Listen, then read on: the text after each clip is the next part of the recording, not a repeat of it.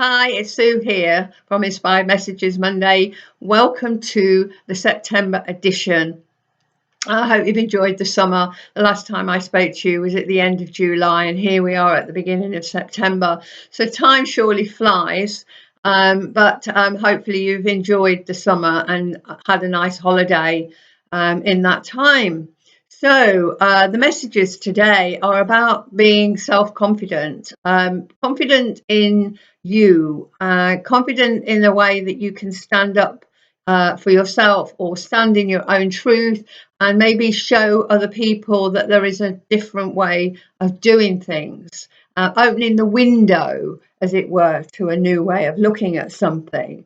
So if there's something that you're, struggling with in your family or in your work life, there is always another way, So I always say, if we always do what we've always done, we're always going to get what we've always got. So it's important for us to look at life from a different perspective.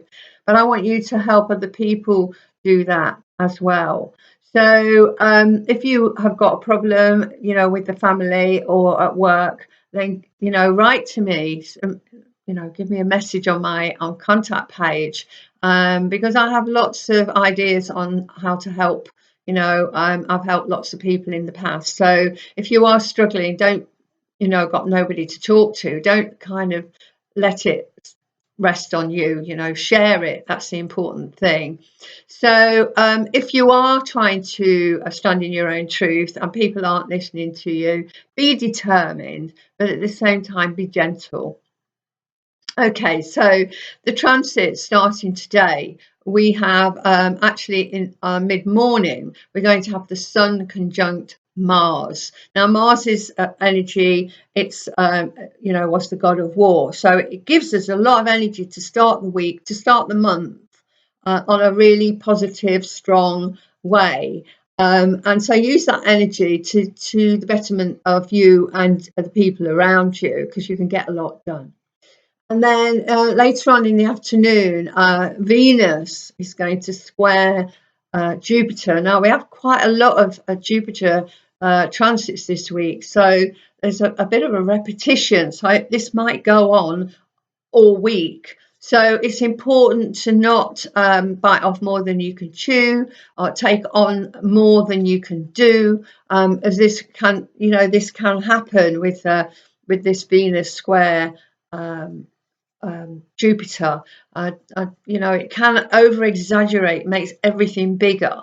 So just watch that. And then the next 4 days, we have Mercury involved. So Mercury on Tuesday, tomorrow, the 3rd, is going to conjunct the Mars. So this gives the ability actually to close the deal. If you've got to convince somebody of something, this is a brilliant transit to have. So it's a day when you can assert yourself, in a tactically clever, straightforward and skilled way. It's also good for winning arguments too. So then on Wednesday the 4th, we've got the Sun conjunct Mercury. So that's another great day if you need to communicate your ideas to others, as you can really make yourself understood.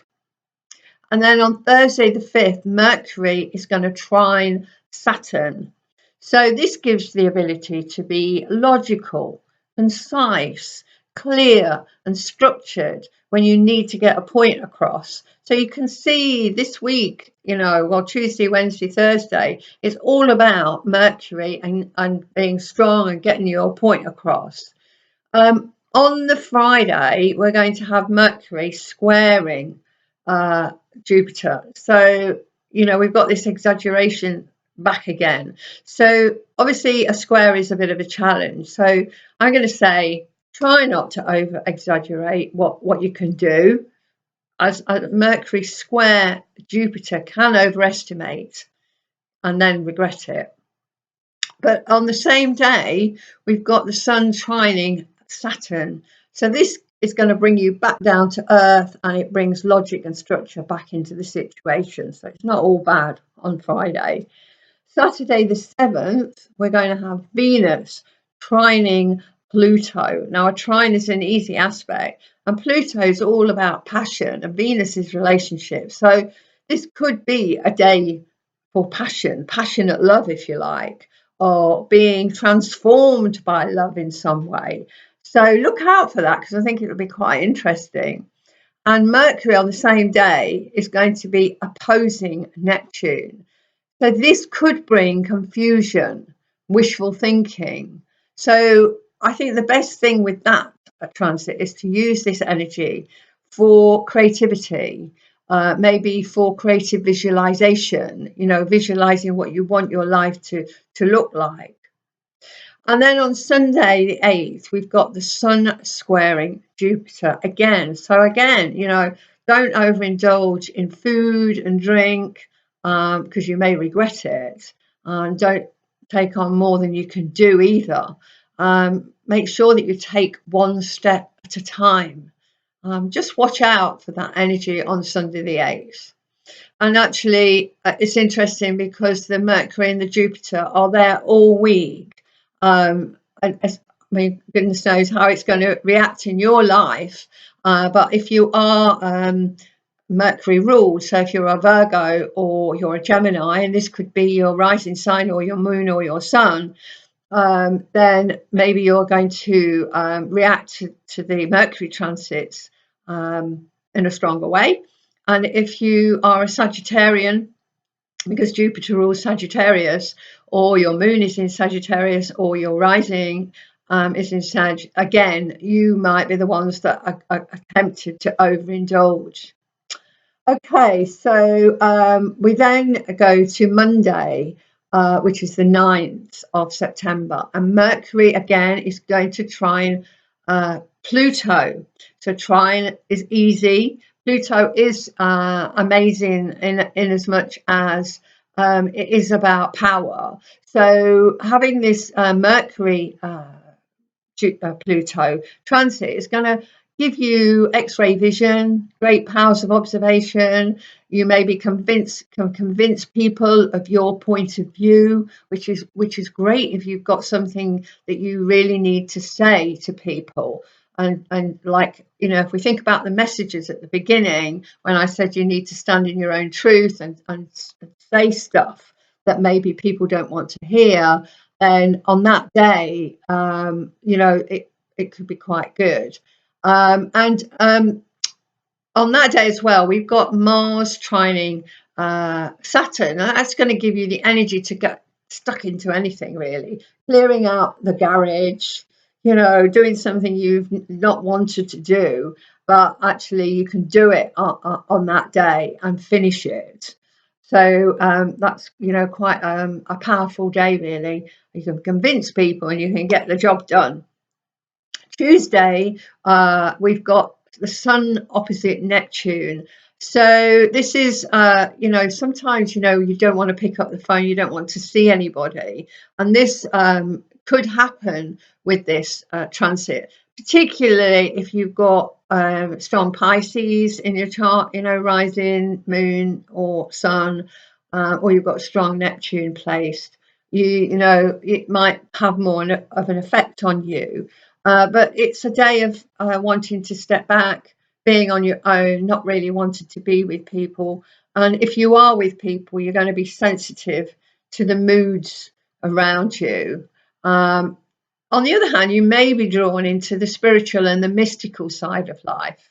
And dreams also may have a meaning. So if you wake up on Tuesday the 10th and you've had a dream, write it down, because 10 to 1, it's going to have a meaning. And Thursday, that is the 11th. No, sorry, the 12th. We're going to have another square with Mars square Jupiter. So you may feel like taking a risk or gambling something, gambling money or something else. Just be careful. I mean, I would just say, if that happens on that Thursday, just think about it before you do anything. Watch out for aggressive behaviour, either you or somebody's doing it to you. And again, a tendency towards excess and extravagance, because we've got Mars here with Jupiter, and they are squaring one another. So watch out for that. And then on Friday the 13th, we're going to have the Sun trining Pluto. So this brings the power back into the situation. So it's the power to attract, maybe, whatever you want. And this is quite good, you know, if you are trying to attract and use creative visualization from the other day. But it's also being able to attract with the power of suggestion as well, and using enormous powers of desire. But because it's a trine, it's not difficult. It should just flow. And so if you are a Pluto driven person, Scorpio or something like that, this is probably going to be your day. And then also on Friday the 13th, we're going to have Mercury conjunct Venus. And that helps when you're talking, because Mercury is about communication. And so it will mean that you can express yourself in a charming social way. So if you're in a social situation on that Friday evening, for instance, we should all be able to say the right thing. And then on Saturday, the 14th, we're going to have a full moon in Pisces. Now, Pisces is water, it's a water sign. And so it's going to be emotional. Also, because it's a full moon, you know, we know that we always have more problems at the hospital or at the police station when we have a full moon. So, you know, if it's in a water sign as well, 10 to 1, that the energy is going to be quite powerful. So watch out for that. It may also bring confusion because that full moon is going to conjunct Neptune, and Neptune rules Pisces. So it kind of gives a double whammy of what I've just said. Remember the difference between fantasy and reality as well, whilst we're going through this full moon. And do your full moon ritual. Remove what you don't want, and that's basically writing down what you don't want, sitting in the moonlight, meditating on it, and then destroying it in whatever way you want to, and then just let the energy dissipate. And finally, on Sunday, that's the 15th, both Venus and Mercury are moving into Libra. So first, let's look at Venus. So Venus belongs in Libra, and so it will be very happy there, and it will be there till the 9th of October. It probably means that you'll be interested in art or spending money on nice things, because that's what Libra is all about. And you may actually just charm the people around you. So a bit more of that. And obviously with Mercury, Mercury moves in on the same day, and it will be there till the 3rd of October. And the Mercury, again, you know, makes it easy to talk to others. Everything that's said is charming and diplomatic. It might be more apparent for people who are Libra, but it should affect all of us. So affirmation is, connected to the messages which were at the beginning of this video. So hand on heart, I am self-confident and able to stand in my own truth. I am self-confident and I'm able to stand in my own truth. So if you take my newsletter, I'm going to be talking about what happened at the Glastonbury Symposium. It was very, very interesting, particularly the sound healer, who I've made an appointment to go and see. This was amazing. The talk was amazing. And I'm quite excited about going to see her. Basically, what she had to say was that we all resonate on our own harmonic, and if we're ill, then the harmonic is out. And so what you do when you go and see her, you actually have your harmonics balanced.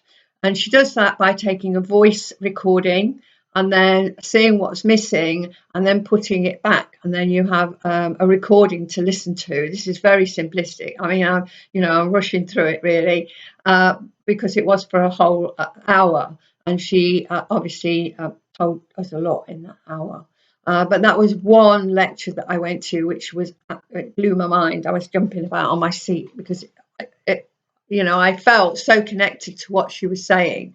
And it resonated really very much with me, and particularly because Uranus has gone into the sign of Taurus for 7 years, and I kind of knew that sound healing would become more popular because Uranus rules sound and electricity and energy waves, and Taurus rules the body and health. And so the two together, I did kind of feel, we've had kind of the gong bass and lots of the bowls, and lots of things have started to happen. But what this lady had to say blew my mind. She is actually a world's renowned therapist for this, and she's been doing it for 27 years. So she really knows her stuff. So I will be talking about that in my newsletter if you take my newsletter. And also, I always give extra information in the newsletter to what's in this video. Some people like to watch something, and some people like to read, and some like the both. So if you do want to sign up for my newsletter, please do. And just remember my astrology courses, which are with Udemy, which are at a really fantastic price of $29.99, and also my life purpose course, which puts you on your path for your life. So have a fabulous September, and I will see you at the beginning of October. So bye for now. Bye bye.